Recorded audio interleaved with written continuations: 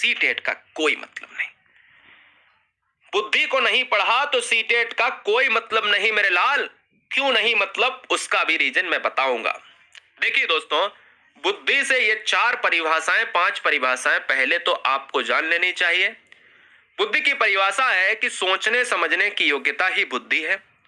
सोचने समझने की योग्यता बुद्धि है, ये जो है बुद्धि की परिभाषा है। और बुद्धि दोस्तों मैं आपको बता दूं कि बुद्धि अमूर्त होती है। क्या होती है? बुद्धि अमूर्त होती है। टर्मिन कहते हैं कि बुद्धि अमूर्त विचारों, जब अमूर्त आ जाए तुरंत टर्मिन मार देना। अमूर्त विचारों के संदर्भ में सोचने की योग्यता ही बुद्धि है। दूसरा, बुडवर्थ कहते हैं कि बुद्धि कार्य करने की एक विधि है। बुडवर्थ कैसे याद करोगे? वर्क। वर्क माने कार्य होता है और वर्क का मतलब है Woodworth. Worth worth work worth, worth और वर्क, यही ट्रिक है। बर्थ और वर्क एक ही है और वर्थ और वर्क का मतलब है कि जिसमें वर्क आएगा वो वर्थ के साथ जाएगा।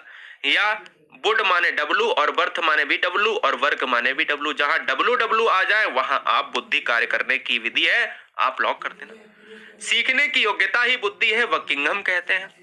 और नवीन परिस्थितियों को झेलने की मस्तिष्क की नमनीयता ही बुद्धि है, ये मन का है एक कथन।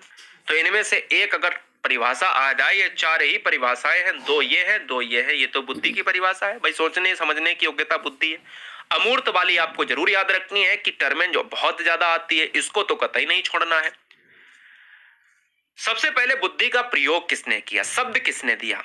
आपसे मैं अगर क्वेश्चन पूछूं, सबसे पहले बुद्धि का जो प्रयोग किया है वो किया है फ्रांसिस गार्टन ने 1885 में।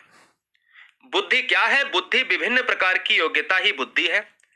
बुद्धि क्या है? तो विभिन्न प्रकार की योग्यता है।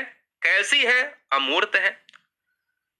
समस्या को हल करने की क्षमता व गुण जिसके पास अधिक होगा वह अधिक बुद्धिमान होगा या अधिक बुद्धि वाला होगा। कहते नहीं 3+2 = 5।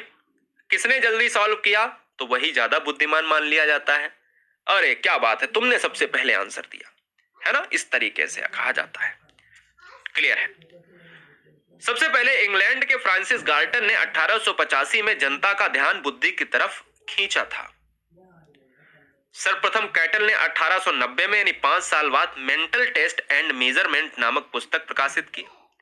तो कैटल की पुस्तक का नाम क्या है, इसको याद करो। मेंटल टेस्ट एंड मेजरमेंट एक पुस्तक है जो 1890 में सबसे पहले कैटल ने प्रकाशित की और 1885 में सबसे पहले इंग्लैंड के फ्रांसिस गार्टन ने बुद्धि शब्द को दिया और बुद्धि की तरफ ध्यान को आकर्षित किया था। यह बुद्धि का हिस्ट्री रहा है, बुद्धि का इतिहास रहा है।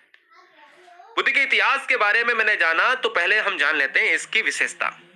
बुद्धि जन्मजात शक्ति व योग्यता होती है। ये क्वेश्चन पैडागोजी में डायरेक्ट देखने को मिलेंगे। पैडागोजी के कॉन्सेप्ट के ऑप्शंस में अगर ये मिले तो तुरंत बुद्धि वाले ऑप्शंस को क्लिक कर देना।